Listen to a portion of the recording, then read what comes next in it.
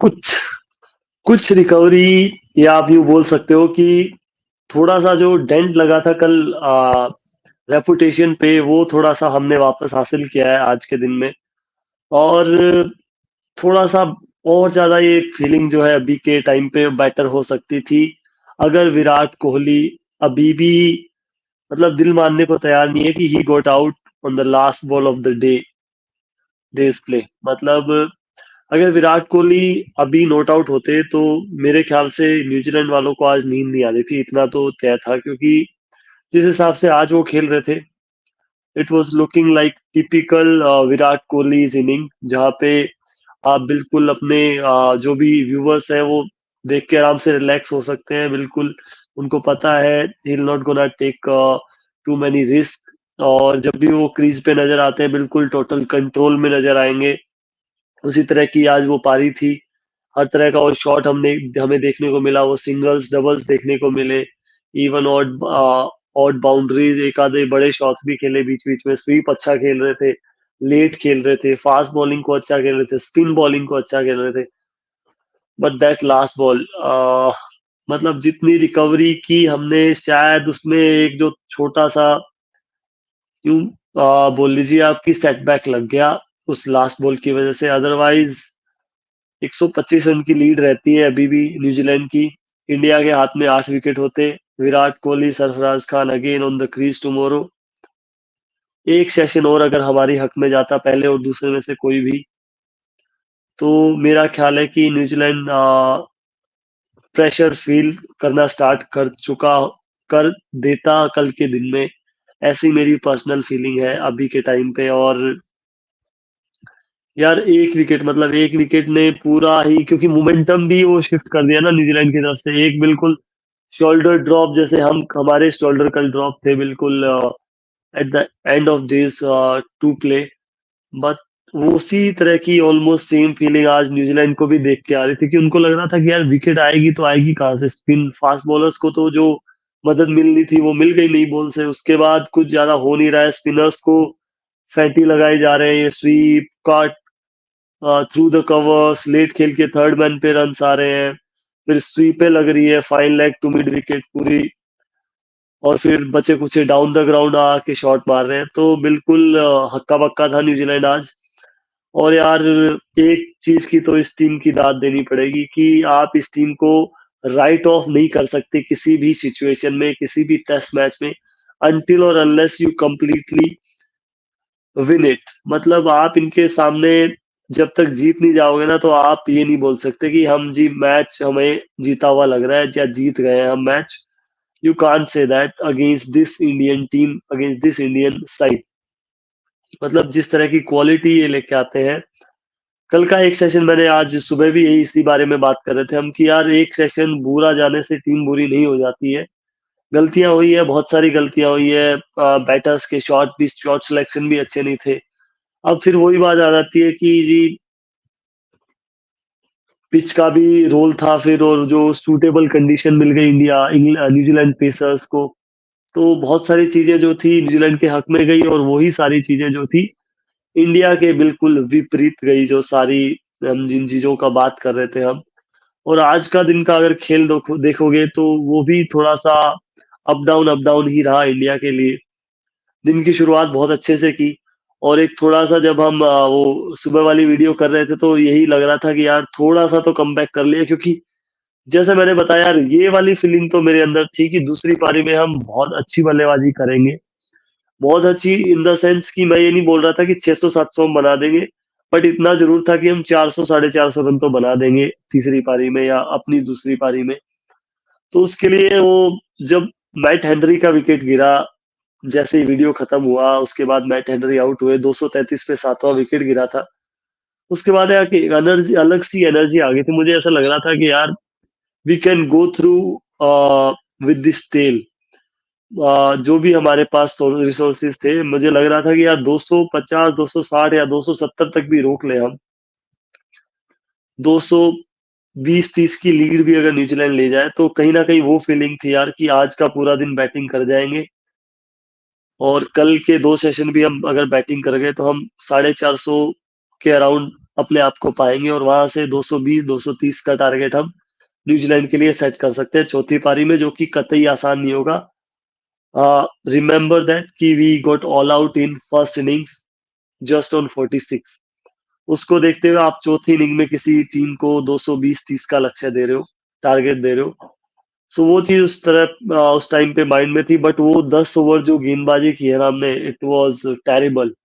Terrible performance by by our spinners. मतलब वो पूरा ही गेम, मतलब दूर तो ऑलरेडी था, बहुत दूर था, बट वो बिल्कुल ही अ, मतलब ना हारने वाली सिचुएशन में चला गया था फिर वो मैच। जो गेंदबाजी हमने 70 से 80 ओवर्स में की, और वो जो लंच टाइम से पहले 4 ओवर में ऑलमोस्ट हमने 60 रन कंसीड कर दिए। अब उन 60 रन्स की जो अहमियत है वो आप देखिए। अभी जो लीड है वो 125 की जगह 50-60 की हुई होती, और उसकी जगह आप फिर देख लीजिए कि इंडिया के हाथ में, चलो मान लीजिए 7 विकेट भी होते तो स्टिल हम 125 150 रन का टारगेट देने की सोच सकते थे न्यूजीलैंड को, कि बट वो पार्टनरशिप अभी भी मेरे दिमाग में ऐसा लग रहा है कि यार वो हमें हर्ट कर रही है अभी तक। अब अभी भी न्यूजीलैंड के हक में है ये मैच 98-99%। इंडिया ने तो जैसे तैसे आज एक अच्छा फाइट बैक, अच्छी रेजिलियंस शो करके 1% अपना जो है वो मैच में थोड़ा-सा लेके आए हैं वो अपने आप को। जीतने के लिए नहीं, बट थोड़ा-सा यार वही बोल सकते हो ना आप कि अपनी जो घर पे आप खेल रहे हो तो सामने वाली टीम को पता लगना चाहिए कि भाई हम ऐसे आसानी से तो आप यहाँ पे मैच जीत नहीं सकते, और आपको मेहनत करनी पड़ेगी इस पारी में। वहाँ पे सचिन रविंद्र की भी आप तारीफ करोगे, जिस हिसाब से उन्होंने बैटिंग की, स्पिनर्स पे बुरी तरह से हल्ला बोल दिया उन्होंने, मतलब जिस तरह के शॉट्स लगाए। स्पिनर्स के लिए ज़्यादा मदद थी नहीं, एक्सेप्ट कुलदीप यादव। उनकी गेंद फिर भी थोड़ी हरकत कर रही थी, साउदी बहुत बार बचे, थोड़े टॉप एजेस भी लगे, बीट भी बहुत बार हुए, वो बोल्ड होने से बचे, स्लिप में कैच, कीपर के पास कैच जाने से बचा। पर वही है ना यार, फिर आपका लक फैक्टर ऐसे ही काम करता है। मैं बोलता हूँ ठीक है, मेहनत की न्यूजीलैंड ने, अच्छी वो पार्टनरशिप थी, ऑलमोस्ट 140 रन की पार्टनरशिप थी जो गेम को बाहर ले गई। अगर वही वो 100 रन वहां से कम होते तो ये मैच बन गया था यहाँ पे। बिल्कुल मैं ये बोल रहा हूँ 55-45 आ गया था ये, चलो न्यूजीलैंड के फेवर में फिर भी होता, बट 55-45 आ जाना था ये मैच आज के दिन के खेल खत्म होने तक। क्योंकि फिर वो न्यूजीलैंड वही 300 सवा 300 पे ऑल आउट होता, वो 90-100 रन जो अभी जो उनकी लीड बची हुई है, वो शायद इंडिया लीड कर रहा होता आज के जब दिन का खेल खत्म हुआ। वो जो पार्टनरशिप है वो बहुत ज्यादा गेम को दूर ले गई। मतलब गेम ऑलरेडी इतना दूर था, वो छोटा सा फाइट बैक जो इंडियन बॉलर्स ने किया था, जाते ही 4 विकेट चटकाए हमने ऑलमोस्ट 50 रन देके। तो उसके बाद बाकी की 3 विकेट भी अगर हम 50-60 रन में ले लेते, 70 रन में भी इवन, मैं तो ये भी बोल रहा हूँ, क्योंकि वो समझ ही नहीं आई मुझे।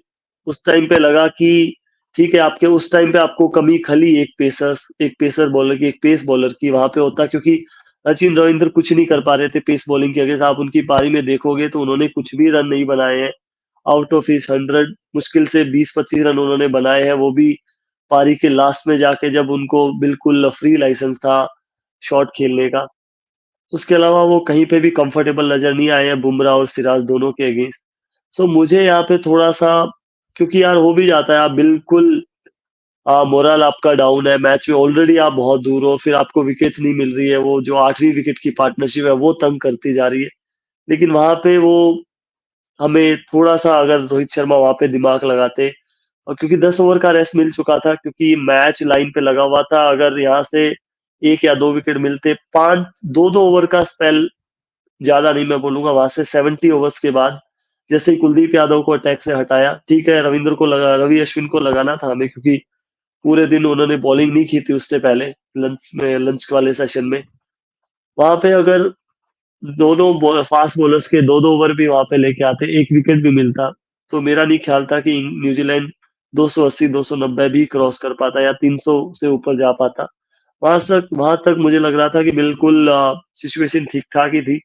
200-250 रन विकेट ऐसा है कि एक पार्टनरशिप अगर अच्छी लगे तो 150-200 रन की पार्टनरशिप, वो लगते ही वो जो सारी डेफिसिट है वो बिल्कुल आप वॉश आउट कर सकते हो।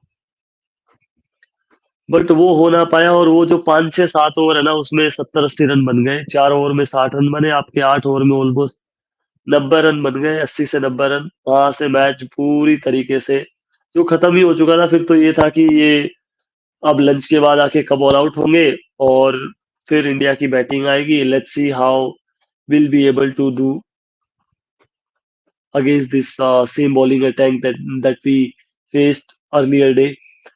तो वो वाली चीज वहां पे थी। फिर वो आउट होते हैं। देन मेरे दिमाग में यही था कि यार अब तो बिल्कुल ही मोराल डाउन हो चुका है, अब बहुत मुश्किल है। फिर भी लड़ेंगे, ये तो मेरे था कि लड़ेंगे, एक आधी पार्टनरशिप लग गई तो उड़ जाएंगे। अगर एक आधी पार्टनरशिप अच्छी लग गई तो फिर हो सकता है थोड़ा सा वो कॉन्फिडेंस वापस आ जाए कि यार we can do it over here as well. कितनी ही ज्यादा लीड हो, एक बार लीड कम करने का देखते हैं। जैसे ही लीड, अगर वो ये डेफिसिट बिल्कुल खत्म हो जाएगी ना, उसके बाद प्रेशर न्यूजीलैंड पे भी आना स्टार्ट होगा। क्योंकि कितना ही टारगेट हो, चौथी पारी में आप देखोगे इंडियन स्पिनर्स को फिर भी ओड बॉल टर्न हो रहा था। कुलदीप यादव का तो बहुत ही अच्छा बॉल निकल रहा था इस पिच से भी। बाकी बॉलर्स के लिए इतनी मदद नहीं है, चाहे वो अश्विन हो, जडेजा हो। जडेजा की फिर भी थोड़ी ठीक ठाक बॉलिंग भी अच्छी की उन्होंने। जो अंदर आने वाली आज बॉल थी वो अच्छी थी और तेज डाल रहे थे, क्योंकि न्यूजीलैंड के बैटर्स बहुत ज्यादा पीछे जाके खेल रहे थे जडेजा को। वहां पे ये हो सकता था कि चौथी पारी में न्यूजीलैंड पे प्रेशर आए, और उसी तरह की शुरुआत हमारी रही। न्यूजीलैंड ने इंडिया के 46 रन के जवाब में 402 रन बनाए, 356 रन की लीड ली। और फिर शुरुआत हमारी अच्छी रही, टी तक हमने कोई विकेट नहीं करने दिया। ऑलमोस्ट 56-57 रन हमने बना लिए थे। तो वो कॉन्फिडेंस भी वापस आ गया था कि यार अभी चलो ओवर बाय ओवर खेलते हैं, सेशन बाय सेशन खेलते हैं, आवर बाय आवर खेलते हैं, और let's see how it goes. तो वही हुआ। बट यशस्वी जायसवाल खेलने का अंदाज यही है, बट शायद थोड़ा बॉल को और रीड कर सकते थे। और उन्होंने लाइन अपनी लेंथ भी खींच ली थी। एजाज पटेल ने स्टंप आउट हो गए और उन्होंने ठीक ठाक ही पारी खेली।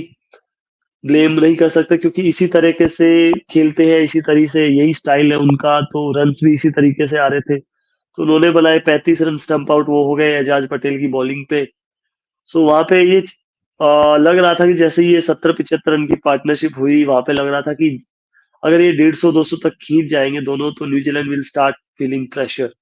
और जो कि ऑलरेडी वो कर रहे थे, क्योंकि नई बॉल एक बार निकलने के बाद, एक बार वो फास्ट बॉलिंग का स्पेल निकलने के बाद उनको फील होना स्टार्ट हो गया था कि यार अब विकेट कैसे आएगा। वो उस माइंडसेट में जाना स्टार्ट हो गए थे। और क्योंकि आप देखोगे आज जो जो विकेट मिला है, इतनी भयंकर खुशी खुशी मना रहे थे। मतलब ऐसे लग रहा था कि मैच बहुत ही टक्कर का चल रहा है, जबकि वो बहुत आगे है।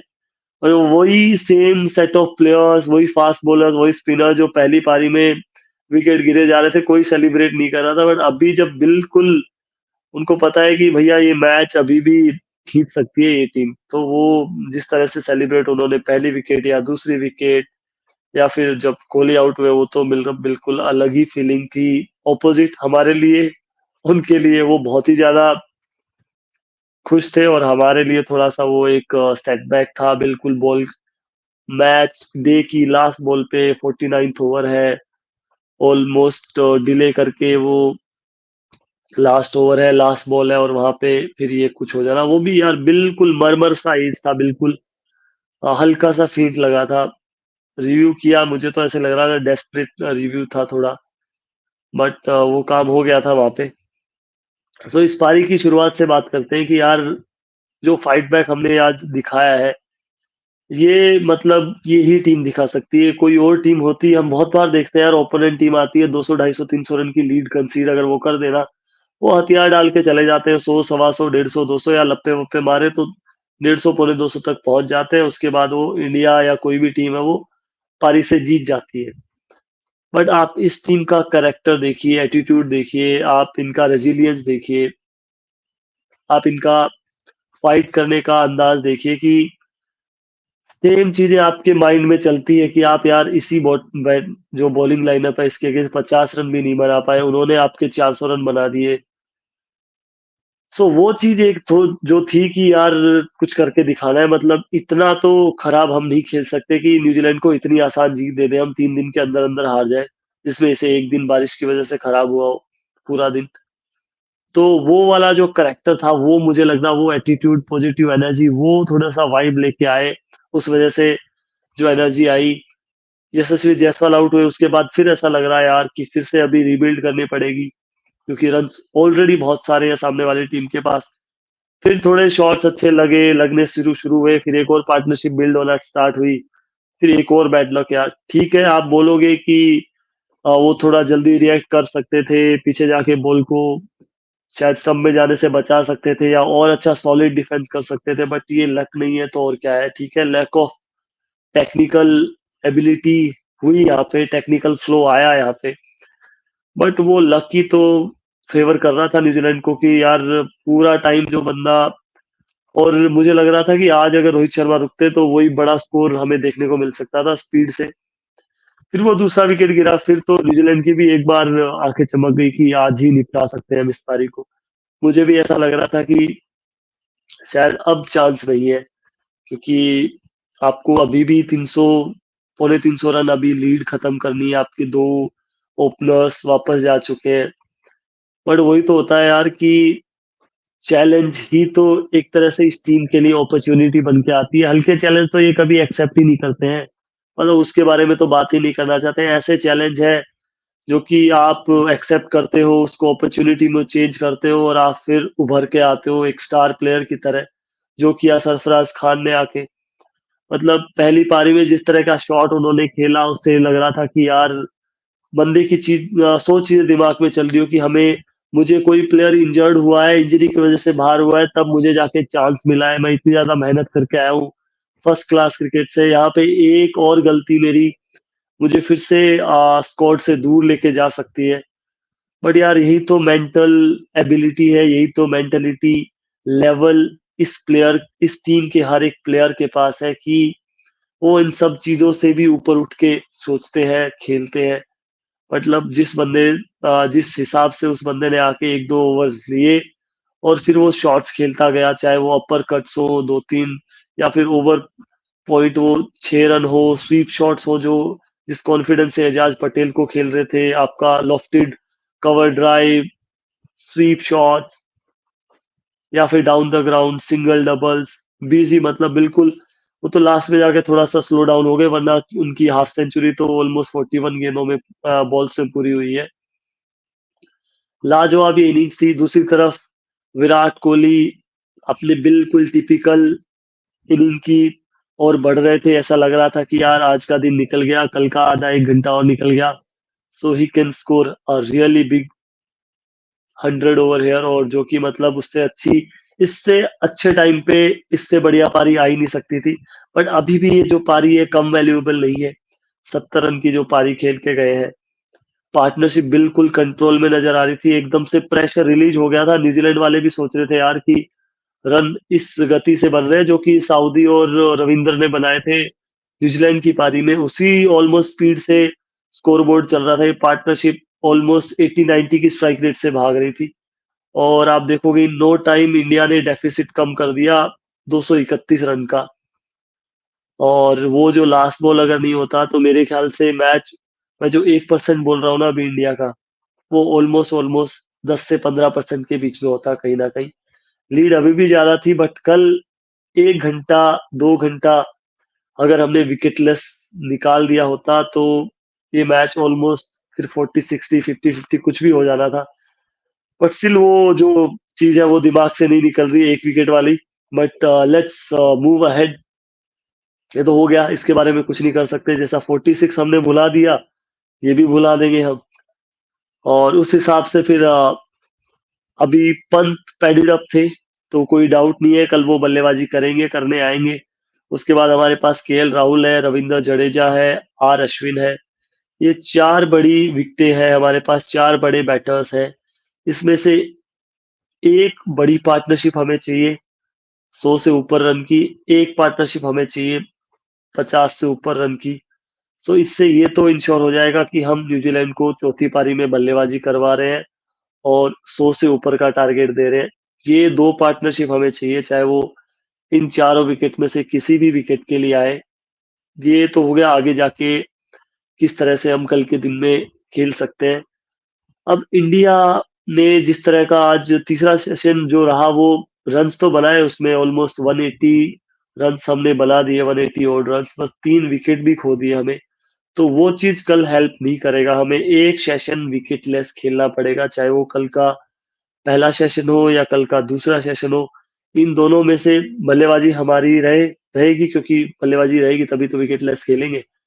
इन दोनों में से कोई भी सेशन अगर हमने विकेटलेस खेल दिया, रन्स तो आएँगे, इस पिच पे रन भरपूर है, at least against spinners. Fast bowler ज़्यादा गेंदबाजी नहीं कर पाएँगे। आज ऑलरेडी उन्होंने गेंदबाजी कर ली है, कल करेंगे तो एक स्पेल पहली सेशन में आएगा, फिर उसके बाद नहीं आएगा, क्योंकि आप नई बॉल के लिए देखोगे 30 से 31 ओवर बचे हैं और वो हैंड टू हैंड नई बॉल लेंगे अगर इंडिया वहां तक पहुंचता है, जो कि मुझे लग रहा है, पर्सनल मेरी फीलिंग है कि इंडिया 100 ओवर्स तो कम से कम खेलेगा इस पारी में। और 100 ओवर अगर खेल गया तो एक सम्मानजनक टोटल तक तो इंडिया पहुंच जाएगा, ताकि कुछ लड़ सके चौथी पारी में न्यूजीलैंड से। ऐसा ऐसा मेरा मानना है कि हम 100 ओवर खेल गए तो एटलीस्ट 450 460 तक हम पहुंच जाएंगे, वहां से हम फाइट कर सकते हैं न्यूजीलैंड के अगेंस्ट। यहाँ से 240-50 रन और।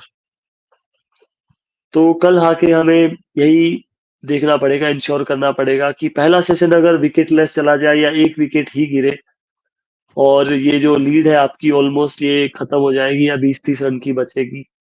तो जैसे ही हम लीड को क्रॉस करेंगे और हमने 5 विकेट से ज्यादा नहीं खोए, अगर 4 या 3 ही विकेट रहते हैं तो इससे बेटर तो कुछ हो नहीं सकता फिर। अगर इसी के अराउंड अगर सरफराज अपनी पारी को आगे बढ़ाए, तेज गति से खेलेंगे, 90-80 की स्ट्राइक रेट से कम से नहीं खेलने वाले ये। पंत आएंगे, राहुल आएंगे, जडेजा, अश्विन, तो मतलब रन्स का फ्लो तो चलता रहेगा। 5 5.5 की नहीं तो 3.5 4 की रन रेट आराम से चलती रहेगी, रन्स आएंगे। बट एक ही चीज जो है वो इंडिया को इस गेम में थोड़ा बहुत वापस लेके आ सकता है, 15-20%, वो है कल हमें एक सेशन जो है वो विकेटलेस खेलना पड़ेगा। किसी एक बल्लेबाज को डैडी 100 बनाना पड़ेगा, 150, 150, 170, 180 या इवन 200 एज वेल। क्योंकि मुझे लग रहा था कि विराट कोहली वो काम कर सकते थे, जिस हिसाब से वो जिस जोन में वो चले गए थे आज, लग रहा था कि यार बड़ी पारी आने वाली है, बिल्कुल टोटल कंट्रोल में नजर आ रहे थे। सो वहां से थोड़ा सा ये है, बट ये तो हो गई चीज। अब कल आके ऋषभ पंत और सरफराज खान को बल्लेबाजी करनी है। शुरू में जब फास्ट अटैक आएगा उनका तंग करेगा डेफिनेटली। पिच में थोड़ा बहुत जरूर है फास्ट बॉलर्स के लिए यहाँ पे, चाहे बॉल कितना ही पुराना हो, कोई भी टाइम हो दिन का। और सुबह के दिन में तो थोड़ी मदद करे ही करेगा, 10 से 12 ओवर आपको वो फेज निकालना पड़ेगा, रन चाहे आए ना आए, क्योंकि हमारा पहला प्रायोरिटी है 120 ओवर्स खेलना। 100 तो मैंने बोल दिया है, बट मैच में हम तभी कुछ पोजीशन पे पहुंच पाएंगे अगर हम इस मैच में 120, इस पारी में 120 ओवर्स खेलते हैं। और वो करने के लिए हमें बड़ी पार्टनरशिप चाहिए, मतलब अभी भी 71 ओवर्स बचे हुए हैं 120 ओवर्स में। सो आपको ये फेज निकालना है, फिर दूसरी नई बॉल आएगी उससे भी निपटना है, उसके बाद आपका कहीं ना कहीं जाके थोड़ा सा जो है आसान होगा, थोड़ी सी आपकी चीजें। बट आसान तो कुछ भी नहीं है क्रिकेट में, और टेस्ट क्रिकेट में तो वैसे ही कुछ आसान नहीं है। और ऐसे ही चैलेंज तो आप एक्सपेक्ट करते हो कि हमें मिले, फिर हम उससे उभर के आए, जो कि अभी तक स्पोर्ट ऑन किया है इस टीम इंडिया ने, आज के खेल में दिखाया है कि यार कितना ही पीछे वो जा रहे हो, दे नेवर स्टॉप ट्राइंग। मतलब चाहे वो सुबह की दिन में गेंदबाजी देख लीजिए आप, चाहे फिर आज सेकंड या थर्ड सेशन की आप बल्लेबाजी देख लीजिए, इस टीम ने आपको निराश नहीं किया है। कल का एक सेशन जरूर बुरा गया है, but still we are hoping for the best कि कल का दिन जो आज का हमारी बैटिंग रही है उसी तरह से अगर कुछ ऐसा हो जाए तो मिराकल तो जरूर होगा। अभी तक किया है वो भी तो मिराकल ही है एक, जो आज के दिन में हमने इतने सारे रन बनाए हैं, 3 ही विकेट गिरे हैं। इतना ही और अगर टोटल हम बना लेते हैं इतनी ही विकेट पे, सो न्यूजीलैंड को सोचने पे तो हम जरूर मजबूर कर देंगे। वहीं दूसरी तरफ देखा जाए तो लगी है कि न्यूजीलैंड अगर पिच थोड़ी सी भी फ्लैट हो जाए, स्पिनर्स के लिए थोड़ी ही मदद है, तो वो जो आपको गैप है वो बहुत ज्यादा दिखने लग जाता है, जिसकी मैं बार बार बात कर रहा हूँ कि यार इस टीम को आप स्विंगिंग कंडीशन नहीं दोगे, ये टीम आपके साथ compete भी नहीं, not even they can't even compete with you. ये इतना बड़ा गैप है, और एटलीस्ट अब हम होम पे खेल रहे हैं। दूसरे तीसरे टेस्ट मैच में जरूर इंडिया सीख लेगा इस चीज से। ठीक है, शुरुआती पारी में 5-7 ओवर आपकी मदद मिल सकती है फास्ट बॉलर्स को, बट 2-3-4 घंटे फिर यार हो सकता है ऐसा दिन दोबारा भी आ जाए। अगर आप इस क्योंकि इस बॉलिंग लाइनअप के जो फास्ट बॉलर्स हैं, उनको एक चीज़ बहुत अच्छे से आती है, वो उनका डिसिप्लिन। अगर उनको अपने मतलब की कंडीशन मिल जाए, तो अपनी लाइन और लेंथ पकड़ के बैठ जाते हैं और पिच को अपना काम करने देते हैं। बॉलर बैटर से अपनी गलतियाँ करवाते हैं वो। बट आज वो देखने को नहीं मिला। 5, 7, 8 ओवर जैसे ही निकले, ज़रूर बल्लेबाज बीट हुए, उसमें अच्छी बॉलिंग हुई।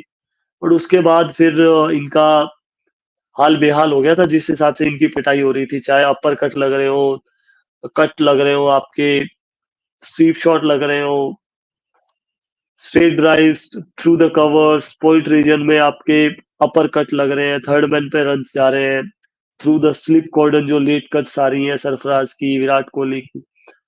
तो उस टाइम पे ज़रूर न्यूज़ीलैंड थोड़ा-सा चिंतित, बट न्यूज़ीलैंड अभी भी हैप्पियर साइड मैं मानूँगा, स्पेशली आफ्टर द विराट कोहलीज़ विकेट।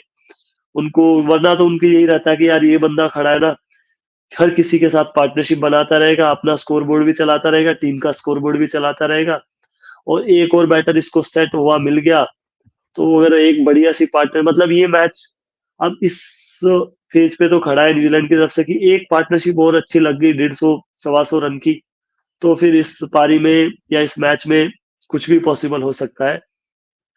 उसी की हम सब उम्मीद कर रहे हैं कि एक बार आप सेट हो गए तो इस पिच पे आपको आउट करना आसान नहीं है।